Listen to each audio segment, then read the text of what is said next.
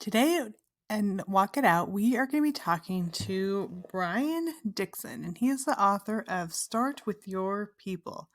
And I just love his idea that there are already people around you that believe in you, that need to hear your message, that want to support you, and that you need to support.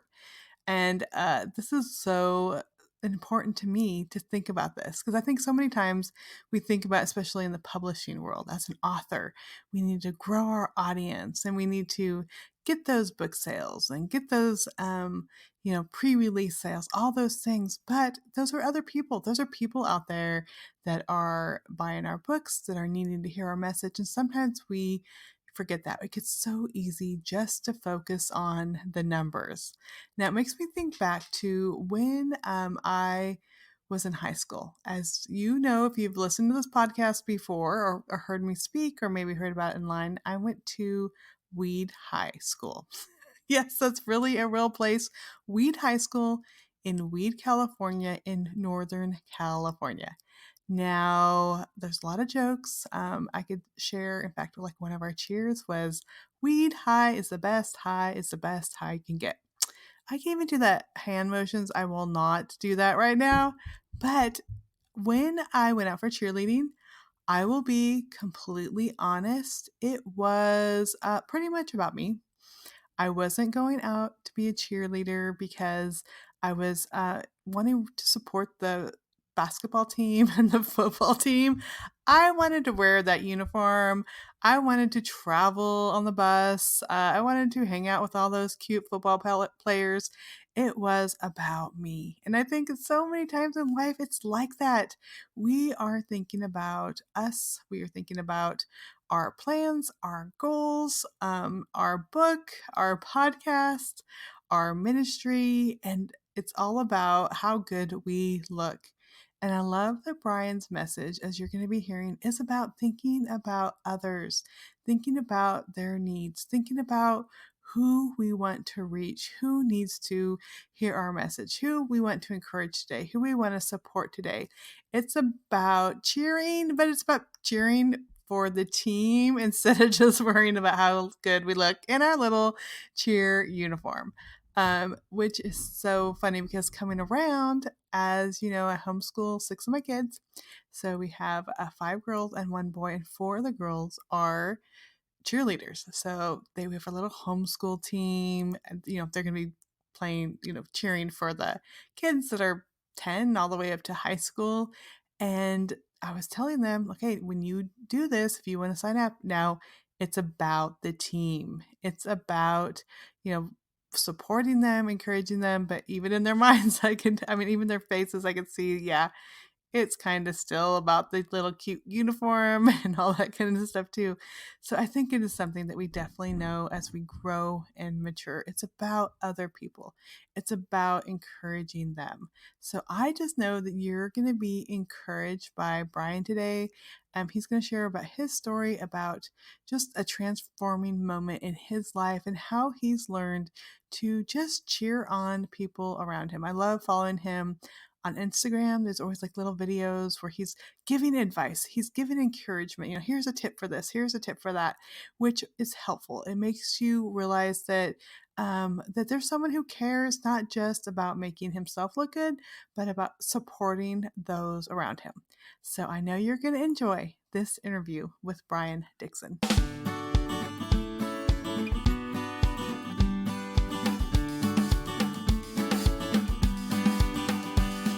You're listening to Walk It Out with Trisha Goyer, where we discover what it looks like to follow God and be swept away on the journey of a lifetime. Author of over 70 books, mom of 10, yes, 10, homeschooler and speaker, Trisha Goyer will explore what radical obedience to God's word looks like. It's time to hear from God lovers who've dared to say yes. Listen in to heart chats and learn how others overcame doubts and fears. Discover how God used ordinary people to impact others one step at a time. If you're ready to get radical, get going, and make a difference in this world, you're at the right place. Here's your host, prolific writer, world traveler, people lover, and mega nap taker, Trisha Goyer. Well, friends, on Walk It Out today, I have a new friend, Brian Dixon, and we'll be talking about his book, Start With Your People, which I'm super excited about. But first, I would just love you to get to know Brian. So, first of all, welcome, Brian. Trisha, thanks so much for having me. I'm really excited to be here. I love all that you're doing, all that you're sharing your message about starting with people. But I want to start with you. So, we're going to start with the person of you first. And kind of just tell us about your journey. On Walk It Out, I love to share kind of those moments where God called us to something different, to kind of hmm step out of our comfort zone. So, first of all, tell me about your life. And then when was that kind of turning point where God asked you to do something different? Oh, it's been so many times in my life, and I feel like that's really what we're called to do is we're called to be faithful with what's in front of us. And often what he does is he just pays attention to, are we listening to that still small voice? And if we are, he gives us some bigger challenges. So in the seasons that I've been listening to him, he's given me bigger challenges. So a few of those challenges, one of them, I was in college, I was in a big car accident, and three doctors told me I'd never walk again. They had to use the jaws of life to get me out of the car, and that was a big challenge. And as a result, as an 18-year-old, I questioned, not questioned, I reconsidered the purpose of my life, and realizing that it's really for people. Christ talks about the chief two commandments, right? Love the Lord your God with all your heart, soul, and mind, and love your neighbor as yourself. And I feel called that the commandment number two is the one that I need to help people make a priority, which is putting people first. And I had to learn that the hard way. And it started all the way back when I was 18 years old in a car accident. Closed my eyes, got hit by this car going highway speed, and thought I was, dead. I was going to die, just from the impact of this car. And opened my eyes and realized I had a second chance. And now I'm living on borrowed time. Like my life is not my own. Now there's been seasons that I've really forgotten that message and thought it was about Brian again, and his kindness leads us to repentance. So there's been opportunities that I've had throughout my life to look back to the Lord and what do you have for me? So he's led me to to write books, to speak at conferences, to one of a big opportunity that I had in my life was to start a charter school from the ground up, which was pretty awesome. And now it's really focused the message on serving people and starting with people. I love that so much. It makes me think back. I was 17 and pregnant when I kind of had my Mm-hmm. moment like, where am I going with Wow. my life? And I think I am thankful now. At 17, I was 6 months pregnant, just saying, God, if you can do anything with my life, please do. And it does take that, like, okay, we're just booking along as teenagers, like doing our thing, thinking of high school and all these things.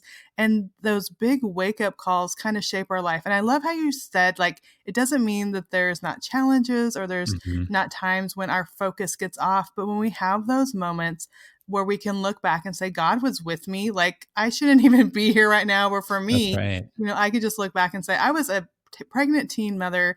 I should Wow. be like, just living in an apartment somewhere, working at a low income job, and all the things that God has done. I've so, not that anything's wrong. Like, God has plans for, those Mm-hmm. people too. But like, God had bigger plans, and it kind of takes us pushing ourselves to the side and seeing. And I just, I'm amazed that you are walking again, and you're not only walking, like physically walking, but you are walking in the call that God had planned for you, since the beginning of time, and just seeing that lived out on a daily basis.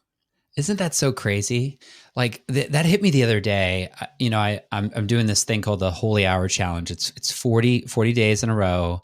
You wake up earlier than you ever have before, and you spend 1 hour with an empty journal and the Bible and a pen, and you just listen. And that's never been my devotional, strategy. It's always been reading, doing questions, that's sort of more of a workbook kind of a thing. This is just listening for the heart of God, listening for what does God have for you? Who does he say you are? And what does he want you to do? And it just keeps coming up as a theme. I think I did day 13 today. And the theme, Trisha, that keeps coming up is how he intentionally made sure that Brian Dixon would be alive in 2019. Mm-hmm.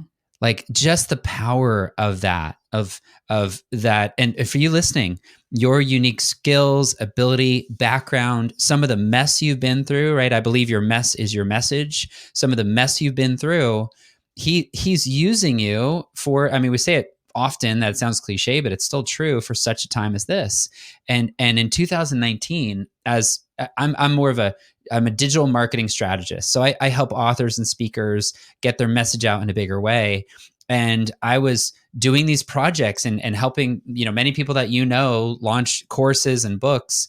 And it really hit me through a series of experiences that I was putting these projects over people. And he's been working in my heart about how can I really see the people in my life. And because of his providential working throughout my life, right? That red thread of sort of his Holy Spirit living and working inside of me throughout my life, he set me up in a place now where I can encourage people through my story of struggle to put people first in their life and in their business. And it's just been incredible just to be able to let go and trust him that he has a good plan and he has something great. And he's continued to work in our lives as long as we look to him. Yeah, that is so good. And I just love how, I mean, you are helping people reach people, but Mm-hmm. your heart is not like bigger sales, more Instagram followers, Right. all those Right. sorts of things. It is really connecting with people. It makes me think of my own journey. I was Mm-hmm. 22 when I went to my first writers conference. I had 3 kids. I was pregnant with my third. I mean, crazy. I want to be this Christian writer. And lots of, I did get, magazine articles and stuff, but Sure. lots of rejection. And the two kind of turning points are, first of all, I started a teen mom support group because I'd been a teen mom, and I'm like, there's no books out there for teen moms. And I had been wanting to write fiction, and I ended up pitching this idea for a book for teen moms to Moms International. And at first they said no, and I said, well, can you meet in person? I'll be at this conference. So they met me, and I brought this photo album. I'm like, these are my girls. Like Wow. this is Kaylee, and she is 15, and this is her baby. And once they saw the people, like these are real young moms Yes. that need Yes. hope, that like they said, okay, we don't know like if we're going to make money on this book, but we just know that we want to do it. And that really was a turning point. And even when I started writing for women, which I ended up writing fiction, which was awesome. I love writing fiction. But when I ended up writing for women, I remember just like, it's kind of vague. These women Mm-hmm. are out there. And this woman named Jessica, she ended up reading one of my articles. She wrote me a letter. She sent me a photo of her and her husband and their toddler. And she's like, you just helped me so much. I took that and put it in a frame. Yes. And for years, when I was writing, I would be just writing for Jessica. She lives in Iowa. She was a That's right. farmer's wife. She had her struggles. And here I am. I still have that frame. I have her pictures in it. She's my Facebook friend now, and she has like 6 kids. But for a while, Wow. I was just writing for Jessica. And I think so many times, whether we want to lead a Bible study at church, or Mm-hmm. speak to people online, or launch courses, or whatever you want to do, I think sometimes our mind gets all caught up in the ideas and the platform and all those things, when instead, like, there's those real people that just want us to connect with them and want to be able to share their stories in return. I love that. There's a few points I'd kind of pull out of that. Like the first one, for those that are thinking about being an author or a speaker, or even starting a business, even if it's an Etsy shop or it's a teachers pay teachers store, like whatever thing you're thinking about, one of the best things that you can do is start with a single person, like one specific person. I have a specific person, like through the coaching that I do, and the membership, the writing membership that I co-run. My specific person is Cheryl, and Cheryl is 35 years old. She has 2 kids, and she has Thursday afternoons. Cheryl, that her husband takes the kids, and she goes to her favorite cafe in downtown Cincinnati. She sits there for about 4 hours, and she has time to finally work on her blog and work on her Instagram and work on her book proposal. And she's sitting there for about 10 minutes. And then she gets distracted because she gets an alert on her phone that she had a new follower on Instagram. And then she starts seeing who that person follows. And then she starts getting overwhelmed because that person follows all these famous people, and she'll never be enough. and her message doesn't matter, and she doesn't even know how to use this thing anyway, and she wants to give up. And then she hops over to Brian Dixon's Instagram, and she sees a little bit of encouragement or a little bit of instruction or a little bit of inspiration, and she doesn't give up. And Hmm. that's my person. And that actually has grown my business. So when we start with people, people lead to our purpose because we live out our purpose, which is helping meet the needs of people. Like that's what Christ did, right? He met the needs of people. Now, obviously, that was salvation, right? And a spiritual need. But you also notice how he met physical needs too. And we have an opportunity to do the same for those around us. So starting with our people leads to purpose. And once we live out that purpose, profit is one of the next things that comes. It often surprises Christian bloggers that I work with that when they're really serving their people well and they launch their book or they launch their course, all of a sudden they're making significant revenue. They're making some really good money. And then they feel really weird about it because they're like, I thought this was a ministry. How am I getting paid so much? And so then we've got to work through some of those issues, but we just keep going back to how can I serve people well? Because that's where it all begins. Yeah, and I think that is kind of the benefit when we're doing what God called us to, and people are being impacted. It not only, like you mentioned, profit. The profit can be physical, finances, but I think the profit too is our families, Mm-hmm. where my kids see me when I get the box of books in, and we Yes. open it up, and we're like, "Look at these are the books," or So they've fun. been with me on speaking trips when we've gone, and they see these people like coming up and talking to me, like, "Wow, they know who you are," all the Yeah, things. that's I right. mean, they've got to experience this thing. And I think so many times, we tell our kids that we want you to do great things and we want you to live big dreams and follow the plans God has for you, but then we're not doing it. And Mm, so I think the profit for even our families yeah. is that they see us following God, doing these things, impacting people financially, spiritually, benefiting our family, Mhm. and they're along for the ride and they see what that looks like. That's absolutely true. And yeah, I completely agree with you. I think that, walking it out, part of walking out that calling is navigating the reality of 2019. Right? It's navigating the culture that we're in. And I think if there's one message I have for the church, if there's one message I have for believers listening right now, it's, be in, not of, right? So be salt and light. But there are so many opportunities. We've never had this many opportunities in the history of the world. Mhm, In the mhm. history of the world, we've never had this kind of opportunity. So as an example, I got a negative message on Instagram and on Facebook yesterday from somebody who, she had some judgmental words about the message I'm sharing online, and that happens. I'm sure you've had haters too, right? It's just part of it. Oh, yeah. Yeah. And so, I dialogued with her and I tried to, kind of show her like where I'm coming from and et cetera. But then I had a choice. I could just sort of like let that go, or I could turn towards Cheryl, right? Turn towards my people, my online people, my readers and my followers. And I could say, this happened and this is what I'm learning from it. And so that's what I did. Like I wrote a little write up. I just posted on my Facebook this morning, and it has like almost 200 likes. And the view to like ratio is probably 5 to 1, maybe 10 to 1. So there's probably 1,000 people that read that post, maybe 500 people that read that post. And I know that people's days have been impacted, that they've been encouraged through me sharing my journey. And I think we have such an opportunity in 2019 to share our journey with people, that the way God is working in your life and in your family and in your heart, people are paying attention. And it's not just social media, it's walking to the bus stop to pick up your kids, or it's the way that, you talk to your kids that you're homeschooling while you're running errands. Like there's so many opportunities to impact people. And I think we just need to live very intentionally about the opportunities that we have today.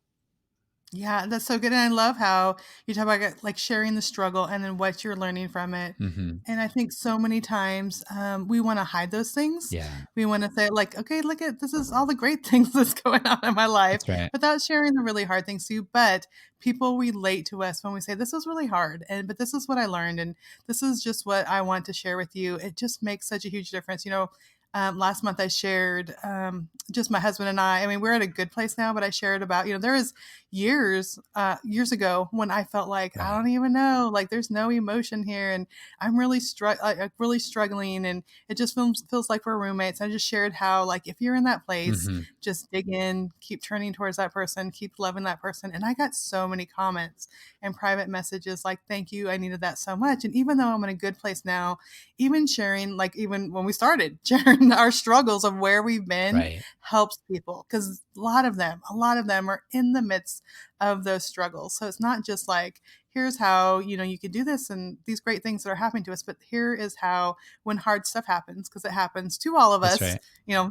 during our week, this is how we turn to God, we turn to others, and it makes a huge difference. I think that's great. The one thing that I'd add is, like, it's okay to share your journey. You want to honor your people, right? So obviously honor that relationship with your spouse or your kids, especially their privacy.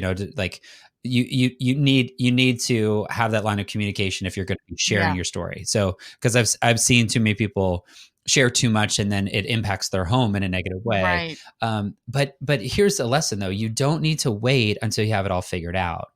Hmm. We at Hope Raiders, we talk about the different voices, and you could have the voice of a sage, somebody who has it all figured out and has been doing it forever. And some well-known bloggers and speakers, that's their voice, like they're a sage.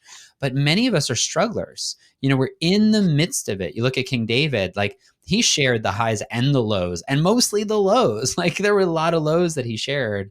And so it's funny. I work with men's ministries quite a bit, just like in my local church.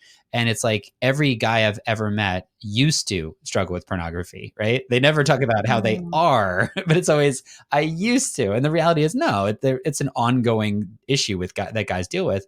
And in the same right. way, whatever you happen to be working through, being able to connect with your people and to let them know the way that I walk out my salvation is what the Apostle Paul said, right? Which is the good I want to do, I don't do, and what I don't want to do, I do. And that is the conflict, that tension, just part of being a believer and how we walk out our faith. But we do it with fear and trembling, right? We do it in a way that honors God, seeks his voice. Excuse me. We do it in a way that honors God, seeks his voice, but also shares the journey as we're going through it, because people need that encouragement. Even if you feel like I'm not very far along or I don't have it all figured out, but there is somebody in your life right now who's looking to you to say, I don't know how she does it. I don't know how she figured it all out. Right. So no matter where we are, there's always somebody looking at us going, wow, she's so much further ahead than where I am. And that's a great opportunity to turn back, reach out your hand and say, hey, I'd love to walk with you. Yeah, I love that. I always say you should have someone that you're looking ahead to, Mm-hmm. and then someone that you're looking back to that you could help. And I mentioned my teen mom support group. We're twice a month on Thursday nights. And a lot of our moms, they're what, 23, 24, 25 now. They've been there for 8 years. I mean, they started when they were, early teens, and now they're a little bit older. And we told them, okay, we're going to move you guys up and we're going to train you to be leaders. And they're like, what? We can't do that. And I said, okay, you're a little bit different now that you're 23 than you were when you were 16. You're a couple steps ahead. You've started college. We've helped you in these many ways. Now you could help other people. And it's so great. Mm-hmm. Here they are, 23, a lot of struggles. I mean, they're still inner city. There's still so many struggles, but they are ahead of, the new 16-year-olds that are coming in and Yes. newly pregnant and all the things. And I think that is so important. But it takes that mindset of we could help people right where we are, because we're always a couple steps ahead of someone that needs our advice and That's encouragement. right. So good. Okay, so I want to talk about kind of routine. And I know you mentioned your power. Do you call it power hour? Is that what you said? Yeah, I used to call it a power hour. This is a specific thing. I think you can find it online. I learned it from my coach, but it's called the holy hour. So that, Oh, holy hour. That's even better. right? Well, holy power Yeah, the hour. holy. Yeah, I love that. The holy power hour. Yeah. So let's dive in. You want to talk morning routine? Yeah, talk about morning routine. Yeah. So, we have three little kids. They're 3, 6, and 9 years old. And so for those folks listening, especially those moms listening right now, that are just in the middle of those those young years. I think the 4-letter word we use is time, right? Time. We have no Yeah. time. And I know from coaching writers, that is the biggest I'm going to use the word, I'm going to say excuse. It's the biggest excuse I Yeah. hear about why writers don't write. And my dad, he was a preacher growing up. And when I was growing up, he was a preacher, and he would often say, and I hated this, but it's so true. He would say, an excuse is a reason wrapped up in a lie. And I'm Mm. like, oh, I hate when you say that, because it's true, right? The time, of course, you have time. You have just as much time as anybody else in the entire world. I did an interview with somebody who was really well known, and nicest house I've ever been to, right? Like right on the water. And we were just talking before the recording, and he said, Brian, even though I'm at like this level and I have all the whatever I want, all the money I could ever want, all the relationships I could ever want, the one thing I've never been able to figure out how to do is add one more hour to my week. Wow. And that's like, we are gifted this certain amount of time. I would say we are granted, or we're stewards of the certain amount of time that we have. And so I need to live, right? Teach us to number our days so that we might gain a heart of wisdom. And for you moms out there, and you listening out there, like, hear this as some brotherly advice. You have 168 hours a week. You have plenty of Mm. time, but maybe the way you're using your time isn't the best use of your time. And so for many of my coaching clients, what I've had them do is just, they hate it, but track their hours for a whole week in 15-minute increments. And yeah, obviously when you're sleeping, you just, write it down. And then when you wake up, you can write how much you slept. But we have so much time. God didn't give us 25 hours. He believes that 24 hours is more than enough for you to show up for your people and get done what you need to get done. But we live in such a world of distractions. So going back to morning routine, I know with little kids in the house that I need to have a clear head. I need to know what the plan is for the day before I have to be in dad mode. And I have morning. So dad, I'm very engaged in the morning. And so what I need to do is make sure that I'm up at least an hour before the kids. And so if I have to wake up the kids right now at about 6 o'clock in order for them to get on the bus at 6:40, which means I need to wake up at least at 5. Now, to get up at 5, I believe the morning starts the night before, right? So I need to go to bed a little earlier. So last night I went to bed at like 10. It was 10:48 when I went to bed. That was a little too late, because I woke up, and I actually wake up at 4:30, but I was a little extra groggy than I could have been if I went to bed 40 minutes before that, if I went to bed straight at 10. So the morning routine starts the night before. What I'd recommend is, instead of that extra show on Netflix, just set a timer. There's a few ways to do it. For those that really struggle to go to bed early, one of the best things that you can do, it's really, really easy. You just go to Lowe's or Home Depot. You ask for a timer, like a Christmas tree light timer, like the kind you plug in. And they're digital now, so you can set it, and you plug your TV into that, and then you plug in the wall, and you make it so your TV automatically goes off at 9 o'clock or 8:30 or 9:30, something like that. And so you're watching your show or your movie or whatever you're doing on a Tuesday night, and then at 9:30, click, it's off. Like, that Mm. right there will help you find the time you need to be with the Lord, to plan your day, to get up early, and to finally live the life you want to live. Yeah, and that was, I think, the turning point for me just as a young mom. And I had 3 little babies. Wow. I wanted to write, got up early and would spend time with God. And then I'd have, a little bit of time to write and then just set my whole day right. And it's hard when Mhm. you're tired. I told my husband recently, we have 7 kids still at home. I'm homeschooling 6 of them. Wow.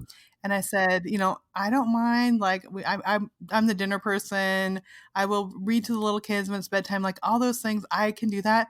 Like, I just need you to help me make sure the teens get headed to bed at 10 o'clock. So, like, it's Yes. like TV's off. We're not watching another show, because that's kind of our family night with the bigger kids. Like, we're watching like Castle or one of the TV Mhm. shows with them, Monk, and it's, there's popcorn, so the bigger kids feel like, and I said, we need to figure out how to start earlier. So by 10, like, they're headed to their room. we're headed to our room because I like to get up at 4:30 or 5. And so I'm like, if that's like, that's the one thing I just need you to do at night. And so it has worked in the last month because otherwise it's like 11, the kids are still wanting to hang out and talk. And just said, getting started earlier with our TV time, our popcorn time, all that stuff has made a huge difference. But I love how you said that we need to start in the evening to plan for the That's right. morning. And then setting that alarm, getting up. And for me now, I like wake up and I love it because I'm like, oh, quiet. No one else is Mm-hmm. awake. And then I hear sometimes my little guy who's 8, I'll hear him coming down like 6. I'm like, no, keep sleeping. Why are you awake? But it is so important to have that time, to have our time with God, to get maybe a little writing or whatever our dream is, to get that time, that clear mind to focus on those things, and a little bit every day at the end of the year. I mean, it's amazing what can add up. It's so true. Yes. And one of the amazing things about, like, there's pros and cons, right, to almost everything in life. Everything is permissible, but not everything is beneficial, right? That's a biblical concept. And in 2019, we have so many tools and so much access Mm-hmm. to media, and it can be really distracting. That's the negative part, but can also be really empowering and really educational and inspirational. So you have this menu of options of apps and technology and training that you could implement into your life. So I just challenge you to relook at, like, I talk about this in my new book, Start With Your People, this life calculator exercise. And imagine, 10 years from now. So I'm 41 right now. So I imagine when I'm 51, and I actually write it down. Okay, I'm 41 right now. Where will I be when I'm 51? Okay, well, that puts it into some perspective. Well, my oldest is 9 right now. In 10 years, he'll be 19. Oh my, that puts it Mm-hmm. into some perspective.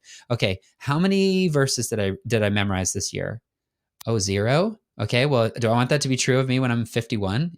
How many miles did I walk or steps did I do today? Or, and positive and negative. I think there's so many ways we can look at our days and project forward and say, if I keep living this way, what's my life going to be like in a year or in 10 years from now?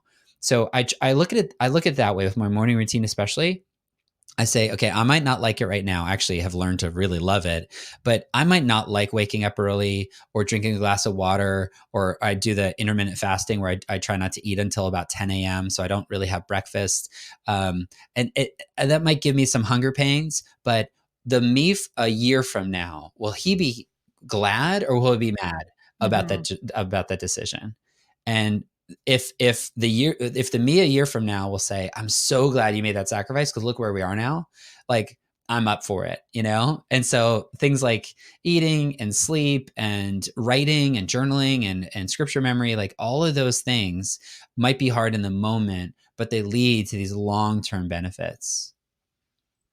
Yeah, that is so good. I love that so much. And I'm enjoying the book. I'm not all the way through it, but I love the book. Start With Your People. You mentioned the daily decision that changes everything. And I think, initially I thought, okay, this is going to be for business people. No, I'm getting so much just me as a Mm-hmm. mom that can get out of this, because the people that influence the most on a daily basis is my Yeah. family. So I love how you include that, but all these principles can apply just to our lives with our family too. So I just love all you're doing there.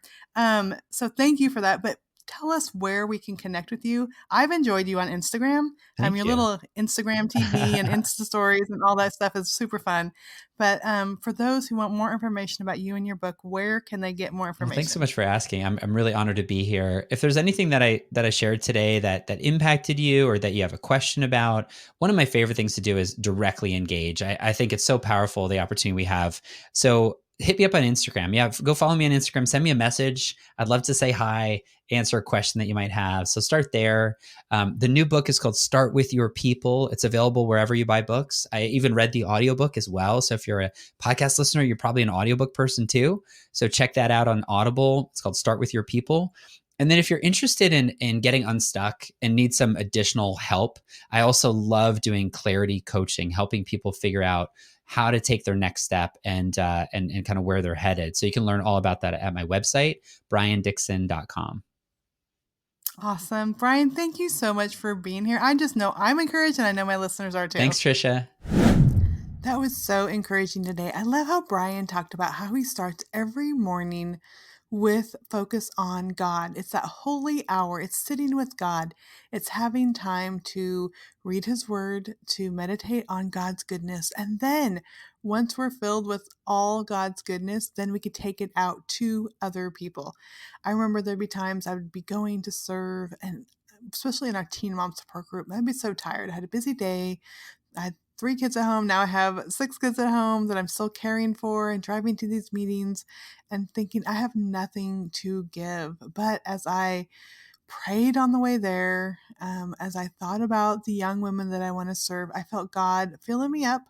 And then as I poured out and shared that love, just reached out to them if they're having a hard time, providing a listening ear, offering support, giving diapers. I mean, even basic things like that, that God was flowing through me, and I was encouraged and I was inspired, and I would drive home with 10 times more energy than on the way there. And it all came to seeing who God wanted me to pour into. And for those evenings, it's still Thursday nights here in Little Rock. And it's those teen moms that I'm pouring into. Sometimes it's our family, sometimes it's our neighbors, sometimes it's people in church. But really, sometimes we think we need to just hold back. But when we pour out to other people, God pours through us, and we get the residue of that. We get the residue of Him in our lives as we pour out. And it makes me think about all Brian is saying about, first of all, connect with God and then serve others. Think about that one person, like he mentioned, his Cheryl, that he is thinking about when he sits down to support his readers and those who get so much out of what he has to offer. So today's Walk It Out verse is Hebrews 6:10. It says, God is not unjust. He will not forget your work and the love you have shown him as you have helped his people and continue to help him. Now, I'm going to read this verse again because I think it is so powerful. God is not unjust. He will not forget your work and the love that you have shown him as you have helped his people and continue to help him. We help God, which God doesn't need help, but we have shown him our love.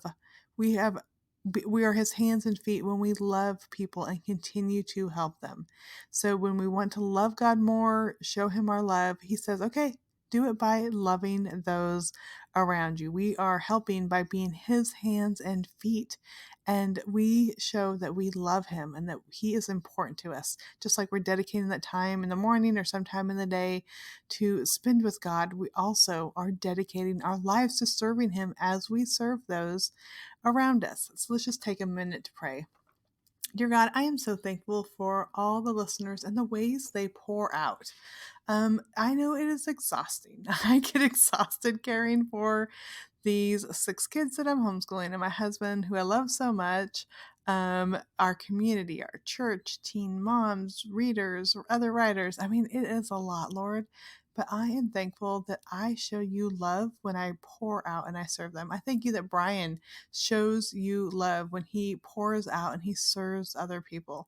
I thank you for the ripple effect for those listening today, that they will just be encouraged that even though it's hard and even though they're tired, that they are showing you love as they serve other people. That you have put people in our lives who need to know about you, and they can hear about you when we, in our natural gifts and our talents and abilities, we help them, we serve them. We are also loving them and we are loving you.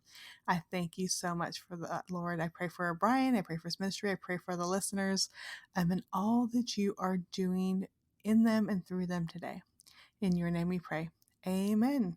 Well, friends, I am so thankful that you are here. I love connecting with you.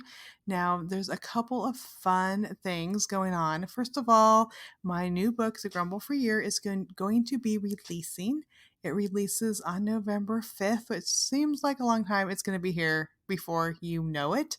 Now, I have some fun things I would love to give you. So if you go to thegrumblefreeyear.com, if you pre-order my book, The Grumble Free Year, which, okay, side note, it's basically how our family decided to go a year without grumbling. And you're laughing. I am laughing because it's such a big challenge. And I will tell you, this is kind of a spoiler alert, but you won't be surprised. Like 3 months in, I'm like, what in the world are we doing? How did we think we're going to do this? It's all about our real life. Like, what happened when we tried to do this? How things changed, how things didn't change, how we learned to surrender to God, how we learned to deal with unexpected obstacles and not grumble. So that's all the side note for the Grumble Free Year. But if you pre-order this book in any online place, there's the links there at thegrumblefreeyear.com to tons of online bookstores. But if you pre-order, I have some fun giveaways for you. So there's a little thank you video from me. There's also a color book, and these are the actual color sheets that I created when I was sitting down with my kids when we were trying to work on scripture verses, when we're trying to talk about grumbling. I would, go over to my little program on my computer and make some little color sheets for us that morning to use. Well, I compiled all of those into a free color book that you can use, print up for your kids. Maybe you'll be inspired by the Grumble Free Year. I also have a 90-day gratitude journal. And what I created is a way for kids, no matter what age, even if they're 3, can't write words yet, but can draw pictures. They can write what they're thankful for.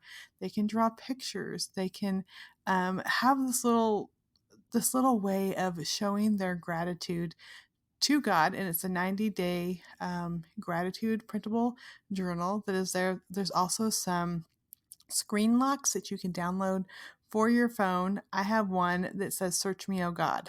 And that's the one I downloaded because so many times I think throughout the day my motivations get crazy, and that little screen lock reminds me, okay, search me, oh God, and know my heart, test me and know my thoughts, see what is inside me, because so many times I'm doing my thing instead of God's thing. So just it's a reminder for me. And I thought, hey, maybe my readers/listeners would love that too. So you can get those today. All these things, as soon as you pre-order, put in the code of your receipt, you will get these today. So you'll get the color book, the gratitude journal, the lock screens, and all those things are just a fun way for me to say thank you for pre-ordering the Grumble Free Year. Now, I mentioned it's part of our story. There's also reflection questions at the end of each chapter for you to go over. And then there's takeaway for you to do, like try this with your family. Things that I've learned. Okay, we learned the hard way. So I'm giving you tips to do things easier. Also, today you can get the first 3 chapters. So then you can see what I'm talking about as you hear about our year of attempting not to grumble. And hopefully those 3 chapters will tide you over into the full book releases on November 5th. But again, go to thegrumblefreeyear.com. There's more information. And as always, you can find all the show notes at walkitoutpodcast.com. All the show notes for this episode with Brian, all the ones that have aired recently with Ruth Jo Simon and Tracy Still, Christy Clover, and then going back and back. Every episode, you'll find the show notes there. So friends, I just thank you so much for connecting with me, for taking time to listen, to pour your love and care into me by sharing this podcast with others. I really appreciate it. Thank you for just the time that you give to be encouraged. I know it makes a big difference in your life and in your family. So I hope you have a blessed week. Thanks for listening to Walk It Out. Head over to the show notes for this podcast and all past episodes at www.walkitoutpodcast.com. If you love the show, share it with someone you know who can make a radical difference in the world. We love new friends. See you next time.